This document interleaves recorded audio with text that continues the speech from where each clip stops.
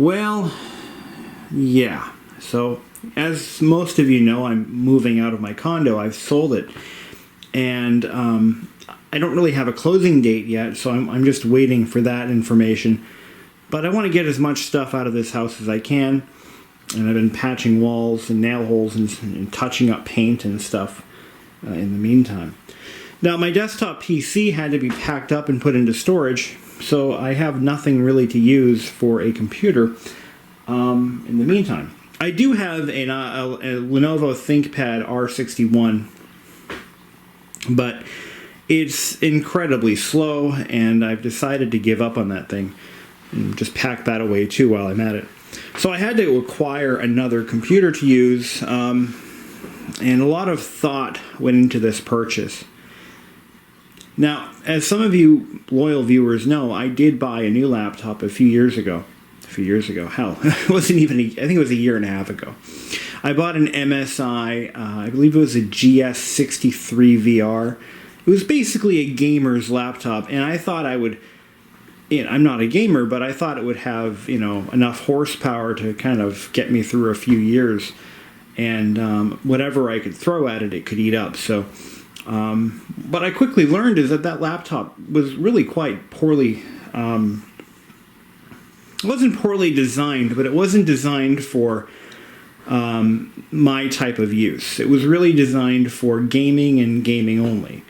I didn't like the screen, I didn't like the keyboard, I didn't like the shell. I thought it was too big and bulky. Transporting it was kind of a nightmare because it was so heavy and fragile. You get the point. So I sold that laptop, and I took a pretty sizable loss on that one. And I waited. I decided to use my desktop PC for quite a while, and that's been doing pretty well. And for any other incidental use, I've been suffering with the R61. Well, came to my, I just decided, you know what, I'm about to make the next biggest purchase of my life. And when I do, I won't be able to buy a new computer for quite some time. And because I'll be busy repairing and renovating things. So that, for those of you who don't pick up on subtleties, I'm buying another house. Anyway, so I decided it's time to buy the laptop that I should have bought in the first place. And let's take a look at it. But first, we'll say hi to Rosie. Hey, you should never do that. It's really bad for them. Yeah. Oh, there she is. Look at her. Oh. All right, let's take a look at what I picked up. So I picked up something fairly, I can't say cheap. It wasn't cheap. But I bought an IBM. I keep saying that. I mean Lenovo. It's just force of habit because I work with older stuff. I bought a Lenovo Thinkpad. And what model did I choose? I chose the T480. And everything about this purchase, there was a reason for. There was method to my madness, where there usually is none. Let's talk about it. Okay. Now, ever since I was in high school, I've always had a thing for ThinkPads. I find them to be, even the Lenovo versions, I find them to be some of the best made laptops, and not just me, but other people as well. They're not perfect, but they're one of the best built laptops you can buy. Especially the T-Series. Now the T-Series, as most of you may know, is kind of their,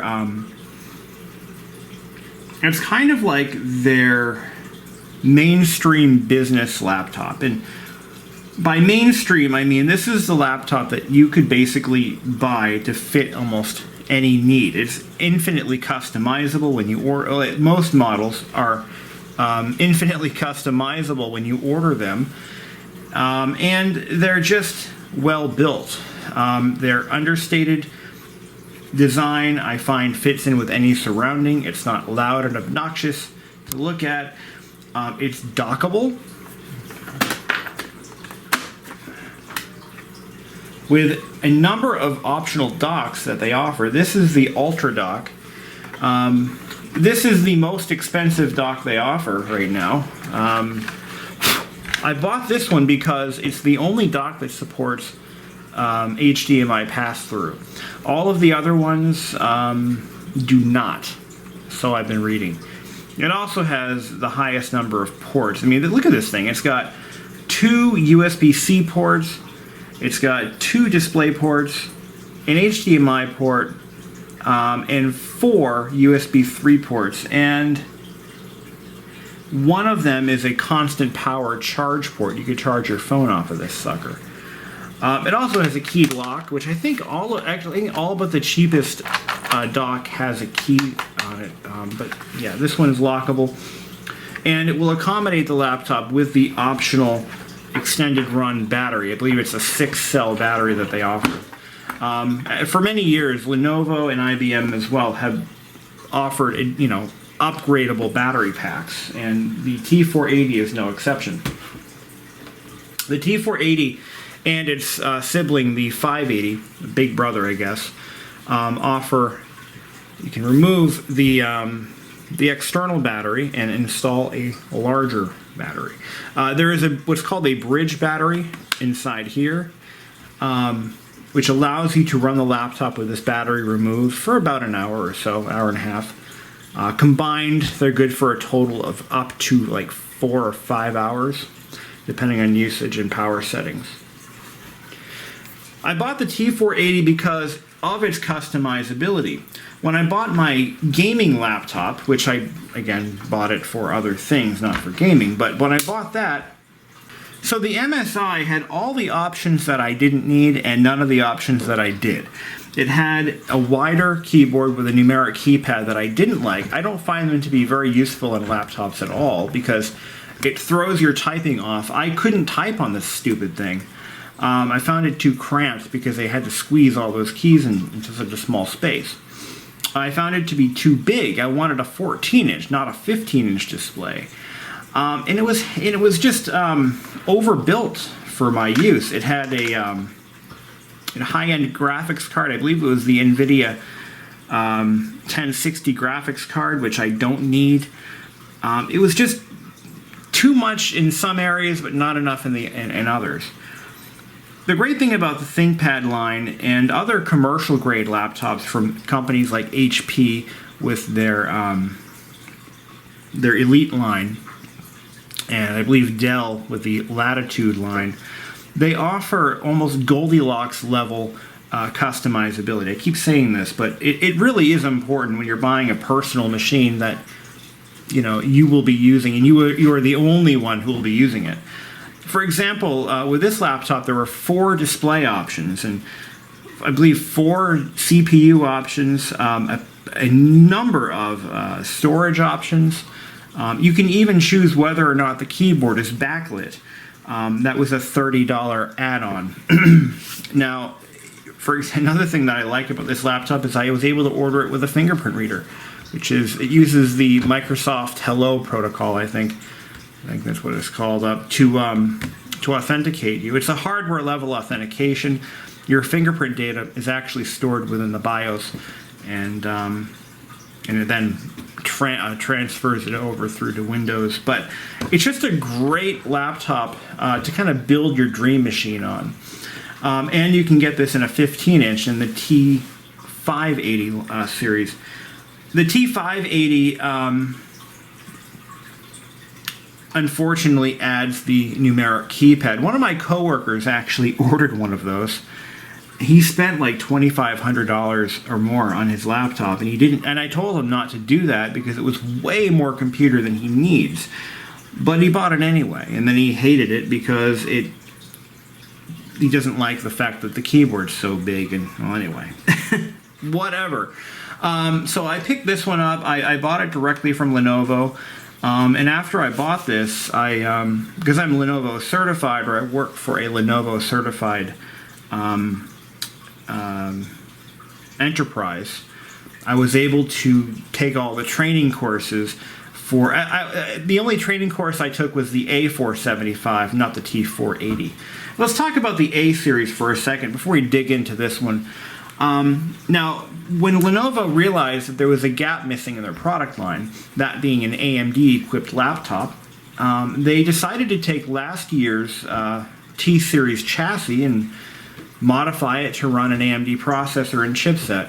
And they called their creation the A475 and the A575. I believe there's a 15-inch more. No. I think there's a 275, which is a 12-inch, and then there's the 475. So it's essentially a T-series chassis with an AMD processor, but I believe it still has some of the older. I believe they still use the slim tip charger rather than USB-C charging. This is the slim tip charger, which I like. These are good and durable, but the A475, I'm pretty sure, uses that. And I didn't mention this earlier, but the new T480s and T580s use USB-C charging exclusively. So that may be a bit of a problem for some of you because of the fragility of those ports. Let's take a look at the laptop. I'm going to undock it for a sec here. Let's take a quick look at it. And we'll go over all the options I selected when I bought it, but we've got USB 3, USB 3. This one is the charger, the high power port.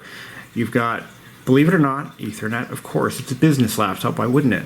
A 4-in-1 card reader, Kensington slot, yes, and a freaking headphone jack. This isn't Apple we're talking about. This is Lenovo. They actually care about their users and want them to return and buy more things.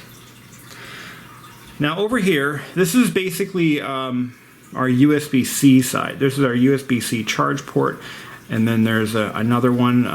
This is for power delivery. This one's just, I believe, data. Now this one here, it's a funny looking port. I'm not positive what this is. I will look up what it is and figure that out. But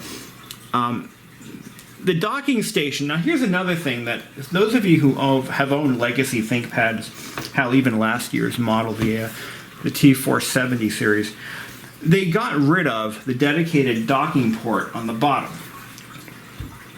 All Lenovo and IBM ThinkPads from I forget which series on up. I know the T series, the T4 series had this, but they had a little docking station port. In fact, even HP had those for a while, and they have discontinued that port in favor of this. Check this out. I can't open this up with the laptop out, but it connects using 2 USB-C ports plus this weird data port thing directly to the laptop. So it kind of reduces cost and it eliminates a potential failure point at the bottom of the laptop. The side effect is I feel that these connectors will wear out on the laptop side in short order. It's kind of an unfounded concern right now because these laptops are still fairly new in their product cycle, so we'll see what happens with that. I mean, ultimately, docking stations will be phased out by everyone, but we're not there yet. Thank God. I've always been kind of a fan of docking stations. I just think that they're so versatile. And this one, I'm not. I don't like how it locks in. I'm not loving how this thing locks in place. It doesn't really feel secure sometimes, but I mean, I guess it is. You know, it even locks. It's kind of cool. There's a key lock. I think I mentioned that earlier. Locks it in place. And let's open it up. So the docking station, I don't want to go too much into this because it's not something that most people will be buying. I bought the docking station because I could. And I like what it does to the laptop. It sets it at a very nice, comfortable typing angle. It raises the screen up about an inch or two, and I like that. I like that. I like the fact that I can keep all of my peripherals plugged into it. And here's the other thing. I have not found a decent USB hub in like 10 years. Every time I buy a USB hub, I find I have problems with it. Either it's too fragile, or it doesn't put out enough power, or there's reliability issues, or it causes my Mac to crash, my Mac at work. I've not been able to find a decent freaking USB hub. So when I found the docking station had all the ports I will ever need and then some, I bought it. And if I need to take the laptop to go, just unlock it, pull it off the dock, and I've got what I need. I've got my USB-C charger already in my bag right now. Kind of works out. And yes, it does add a considerable expense to the purchase of a new laptop, but it does have its benefits. And it's easier to buy one now than it is 5 years from now. So I figured, what the hell, just do it. So what other options did I add? So I'll talk about the specifics. Let's start this thing up and we'll kind of play with it a little bit. So the ThinkPad is, there's one more model of the T series right now. There's the T480S. The T480S is basically the same chassis but thinner. And they sacrificed one of the RAM slots. So the T480 has two I believe they're customer expandable RAM slots. You can bring it up to at least 32 gigabytes. Currently this one has 16. The base model comes with 8. And the T480S, if I'm not mistaken, has RAM soldered to the board. I'm not positive on this, but I'm pretty sure it is. So there's no expansion ability on that one at all.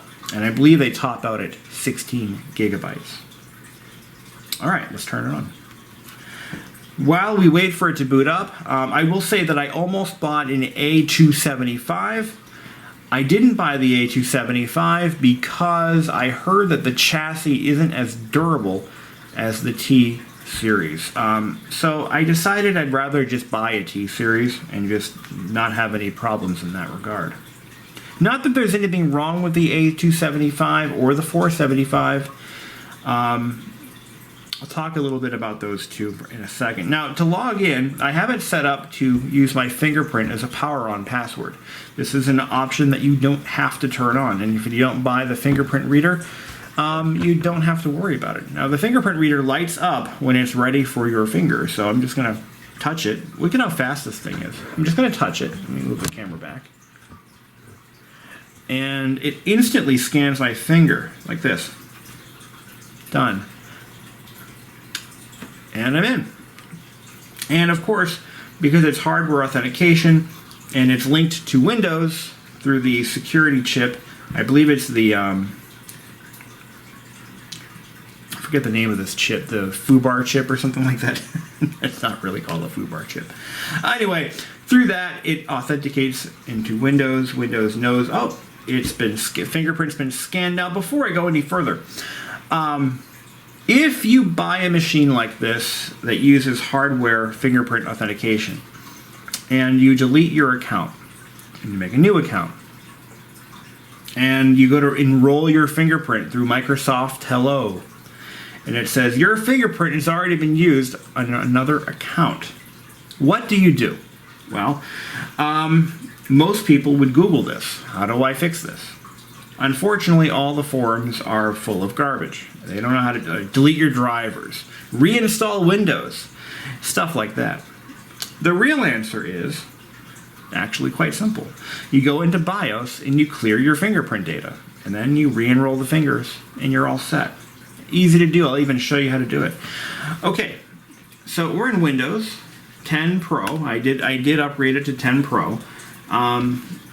This is the first copy of Windows 10 Pro that I've ever purchased. All right, let's take a look at the system specs. Okay, so what I did is they give you a few different models you can customize, and one of them has the fingerprint reader available for it. So what I did is I went for the 8th generation i7-8550 processor. It comes standard with an i5-8250U. I did the Windows 10 Pro option, and I upgraded my display from a 1366 by 768 anti-glare to a 1920 by 1080 in-plane switching anti-glare or IPS display. It's only a $53 add-on, and it's a much better display overall. And I went with a 16 gigabyte on a single module This way I can just go and buy another 16 gig module and I'll have 32. I did not go with the discrete graphics card, so this is not the machine I customized, clearly. Oh wait, no. Yeah, so this is the right one. It does not have the infrared camera, which is used for face detection, for just another way of authenticating your login. And I did add the $11 fingerprint reader and the $25 backlight option on the keyboard. And that's how I came up with this machine. So as for hard drives, now you can order this machine with a 500 gig drive as a base configuration, which is what I did. They offer you a 128 gig solid state for $15, a 256 SSD for $100, a 256, PCI Express 256 for $202, and then it just gets crazy high expensive from there. They offer an Intel 180 gig SSD SATA 3 Opal 2.0. Now what that is, if I'm not mistaken, that is actually an SSD mounted in a standard 3.5 inch drive carrier. I'm sorry, 2.5 inch carrier. It's actually mounted on a board. It's a really, I saw it was in one of the training videos I watched for the A275. I thought it was an unusual option. But anyway, it's $254, and the 1 terabyte solid state option, which is a PCI Express card that just fits into the board, is a whopping $561. Now what I did is I went ahead and ordered the 500 gig base drive option, and then I added the Intel Optane memory. It's a 16 gigabyte, basically a super cache. And what it does, the Optane memory is a feature it came out with the Intel 7th generation i7 and i5s and i3s, the i-series. So their 7th generation processors support this. It's a PCIe card that acts as a buffer, but a really, really intelligent buffer. It's all controlled by Intel's proprietary software. And what it does is it looks for files that are commonly used, like system files. And let's say you launch Word all the time, and you launch Google Chrome. And then what it does is it looks for these files and identifies them, and if there's room, it places them into the 16 gig. It's faster than an SSD, but slower than DRAM. And what it does is the software controls it, but it acts as it merges the volumes together. The hard drive and the Optane memory module are merged into one volume, so it's seamless to the user. And what I found is that it absolutely is faster than a standard spinning disk machine, and the benchmarks don't lie, at least the ones that I looked at. I didn't run any myself, but it's actually a very inexpensive way of getting more performance out of a machine that does not have an SSD. But here's the great thing about Lenovo is that, unlike Apple, they give a shit about their users, and if I want to replace that 500 gig solid or spinning disk with a whatever SSD I decide to put into it, all I've got to do is open up the Intel management software and unbind the Optane memory from the volume, which will then move all those system files back onto the spinning disk. I can then image that spinning disk onto an SSD, and I've got a solid state, and I have Optane memory, which is really, really cool. The Intel software is located right here. It's the rapid storage technology, and all I've got to do is click on the Intel Optane memory tab and hit disable on the Optane memory, and I'm good to go. Now here's another caveat. If I were to pull that Optane memory module out at any time and not unbind it, what would happen is the machine would either fail to boot or it would have all kinds of neat problems. So it's important that if you're removing or upgrading your Optane memory, you do that first. And yeah, I did actually take a training course in the Optane memory module through Lenovo's training software, and guess what? It was a one-question test that I had to take at the end of watching a movie, and, well, the question was, did you watch the video? Yes or no? That was the question, and I got it right, and I watched the video. Anyway. So 65 watt USB-C charger. Now the cool thing about this dock is it's a 135 watt power supply backing it up, so it can power some stuff, which is really useful. And the price ended up being around $14.30, and then I added a few other things, like I went with the 2-year warranty, depot warranty, and I added the 2-year battery warranty. So if anything goes wrong with this thing within 2 years, it's covered. But it's a laptop that I think I can get 8 years out of, if not more. I mean, as of right now, I'm using a 10-year-old ThinkPad R61, which still works, but it doesn't do what I need it to do anymore. It's pretty much, I can't live stream with it. I can't edit video with it. I mean, it's kind of reached the end of its useful life. So that's how I can justify blowing a stupid amount of money on a ThinkPad. It's actually ended up being a little bit more than that because I also added the dock, which is not cheap, and I bought the Lenovo Thinkpad mouse, which I love this mouse.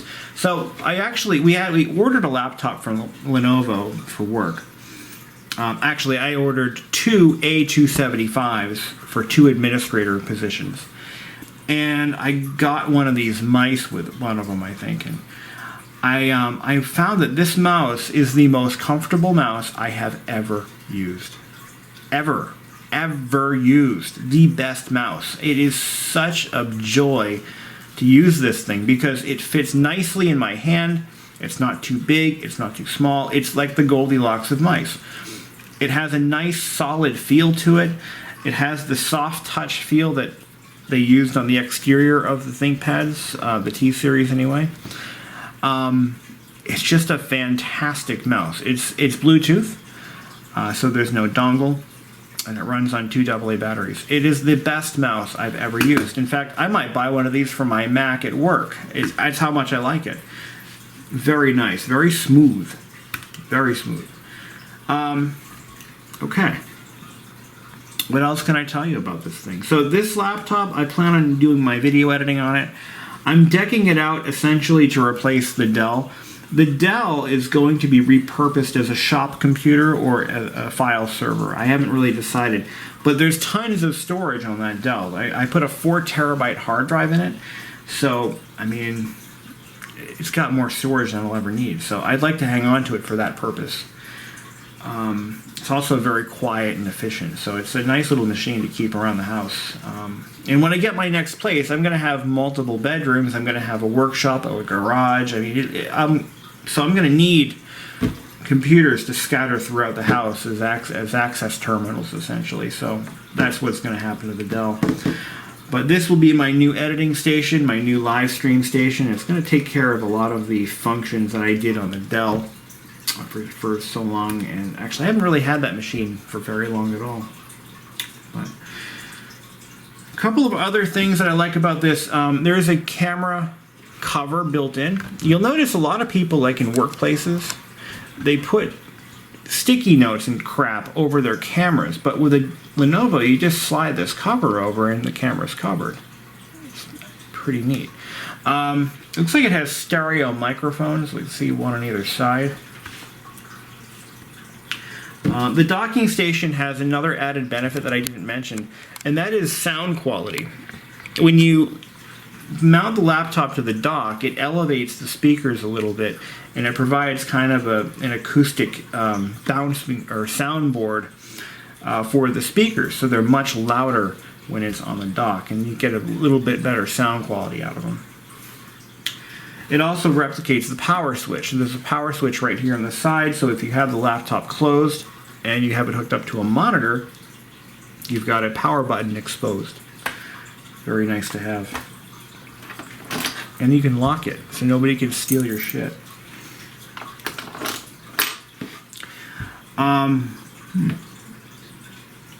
let's take a look at the BIOS. Now, there's a couple of things in the BIOS that you want to know about. So if you have the power on password set up, either through a fingerprint authentication or through a PIN number or a password, you can't get into BIOS unless you start the machine and restart it.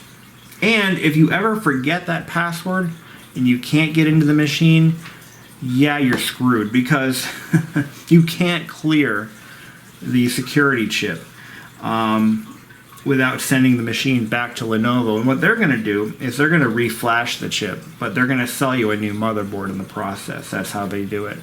They do it as a motherboard swap. So they're going to charge you like $500 if you lose your password. So just keep that in mind, especially if you resell the laptop and forget to clear the password. That's going to send the purchaser into orbit when he or she tries to set up a new fingerprint ID or anything like that. So we're going to restart the machine, and we're going to press the F1 key. I'm going to show you how to disconnect the onboard battery, which is required for servicing the laptop for any reason. I'm not sure how you would do this if the laptop were non-functional, but I'm sure that at that point you just take the cover off and disconnect the battery from the motherboard. It's not really that big a deal. So I'm already authenticated, and it remembers that. It recognizes that I've already authenticated through the initial startup, and all I'm doing is restarting it. Now you can change the security setting to require authentication during a restart, but that's just hostile, and I wouldn't do that to myself. Okay, so under the config tab for power, and you've got, this is how you would turn on or off your Intel Speed Step option, which some people turn it off. I'm leaving it on for now. Now it has a thermal management scheme. What it does is it helps to adjust the fan control to be quieter, so it might throttle the processor down a little bit to do so. So yeah, might run a little hotter, but so to disconnect the internal battery, you just hit the disable the built-in battery option, hit enter, and it just, what it does is it disconnects it through software somehow, but I don't know how that works specifically, but that's how you do it. The other thing is, if you ever have to recreate your Windows account or reinstall Windows, you want to go into the security tab and select fingerprint, and then reset fingerprint data, and that's how you are able to do that. Otherwise, it'll tell you your fingerprint's already in use. So yeah, okay. And there's a lot of neat options. Like, for example, there's a MAC address forwarding option, and what it does is, in a docked configuration, the Ethernet port on the dock takes on the machine's MAC address with that feature turned on. Otherwise, there will be two MAC addresses, one for the laptop and one for the dock. So if you have a static address set up on your network, and let's say you plug it in your kitchen, I don't know why you would do this in 2018, but let's say you have it plugged into the kitchen and you've got it docked in the bedroom, it will maintain that static address with that feature turned on. There's a lot of anti-theft options. It has CompuTrace built into BIOS if you have an account with CompuTrace.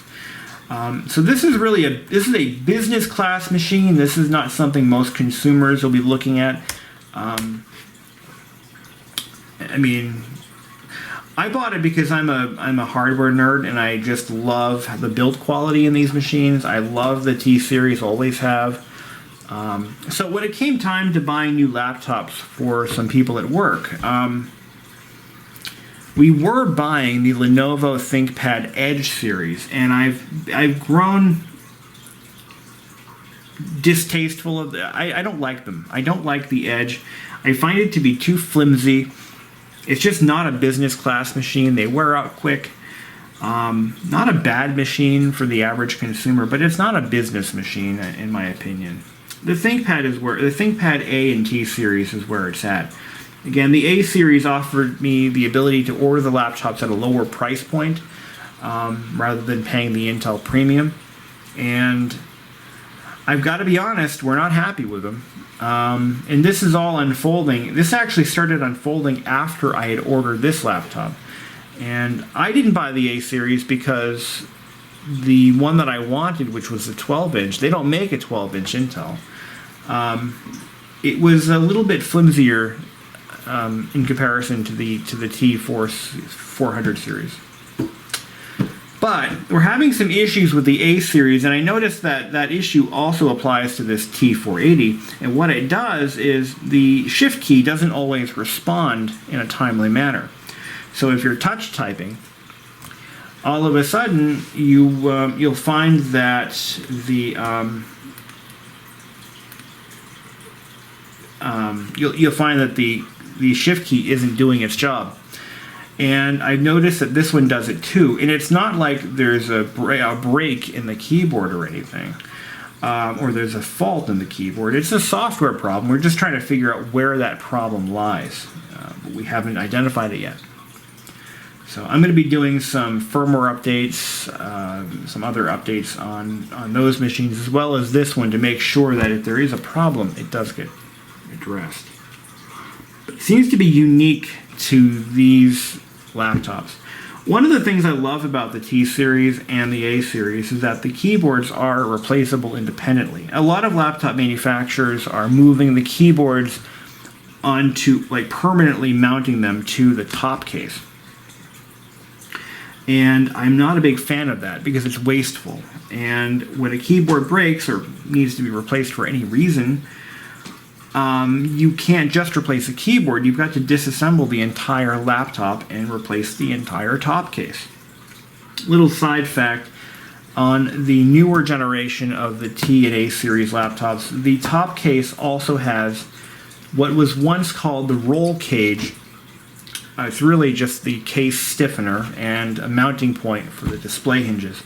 But it's like the backbone of the laptop, and that is actually bonded to the top case. It's the magnesium alloy frame. In fact, in one video I did a while back, I took an old SL500 and I broke the frame into multiple pieces, and I threw them into a fire. And turns out they are in fact made of magnesium because they lit up like a Christmas tree. Well, more like a welding arc. Don't stare into that. But I had a little magnesium fire going out there, and it was all thanks to my old ThinkPad. And but yeah, that's how these get their rigidity, and that's through that case.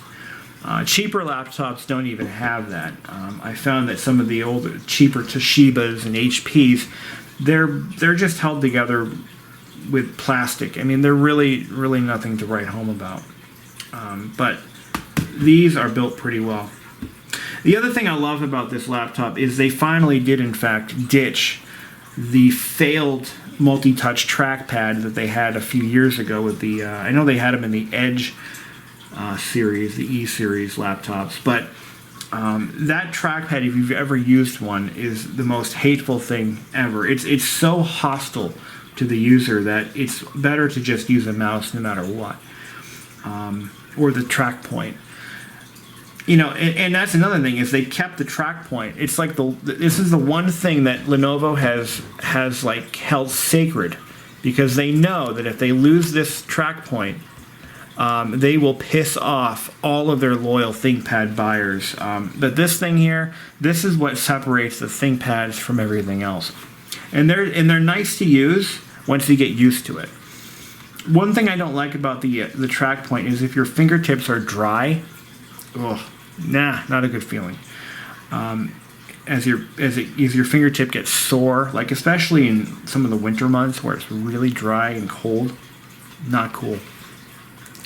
And I bought a pack of replacement eraser heads when I placed the order. You can buy these from Lenovo. It just comes in a pack of like 5 or 6. It's a couple bucks. And this way, if you lose one or have to replace it for any reason, you can do so. Anything else? Kind of giving a bit of an overview of my thoughts, my complaints, my concerns. I had one concern, and this may have to do with Intel's speed step technology, which can be turned off. and that is that audio playback is choppy. It pops and ticks here and there. And I did some searching, and I found that it's a common problem that may be linked to Intel SpeedStep, because it's constantly altering the processor speed, and it's trying to maintain linear audio output and struggling to do so. I don't like it. I think it's bogus, but who knows, right? Backlight on the keyboard has 3 options: off, low, or high. Kind of wish there was more in between. Also, and this kind of threw me off, but the backlight does not stay on if I restart the machine. In fact, if it goes to sleep or what have you, it stays off. Its default option is off, and I was not able to find any way to change it, not even through Lenovo's system management software. There's options for the backlight, but it's not to set the timer or to make it automatic. It's not light sensitive. There's no light meter on this machine like Apple puts on their laptops. I mean, I thought maybe it would use the camera to do that, but I guess not. So that's kind of an annoyance that I find. If you want to leave it on all the time, you really can't. But I'm sure there's going to be some kind of a third-party utility that would do that for you, maybe. I don't know. But yes, the Intel or the Lenovo Vantage software is where you find your system updates all in one place. You can get them manually, of course, by going directly to Lenovo.com, but this does it for you. So let's see if there's any updates available right now. Of course, Windows updates you'll get through Microsoft Update, but that's besides the point. And we're looking for updates. Anything? 98% complete. Another thing I like about these business laptops is they can be ordered with a matte screen or a non-glossy display. When consumers started buying up laptops, manufacturers began to tailor their laptops to the tastes of consumers, and for some reason they think that everybody wants shiny things on their laptop. So they started doing glossy finishes on the laptop keyboard and shiny displays and shiny painted covers, and oh my god, they look terrible. They look terrible after just a few uses, and that shiny display is nothing but a glare factory. Oh, there's a BIOS update. Let's do it. Oh wait, it's one of two. One of 2 items selected. Let's see. I only see 1 item. Okay, install. There we go. We're going to do a BIOS update. But anyway, so yeah, when consumers started snapping up laptops in favor of bulky desktops, naturally the manufacturers began to tailor them to the needs of mommy bloggers and weekend warriors who just want to use their laptops to download pictures and go on Facebook. So they made them pretty, but not that useful. Those glare-ridden displays are just they're just impossible to use. I hate them. So if you want a nice matte finish, you kind of have to go to the commercial side. And again, you get the granular customizability that you don't get with a consumer laptop. And that's my video. Thank you for watching. If you have any questions, comments, concerns, let me know.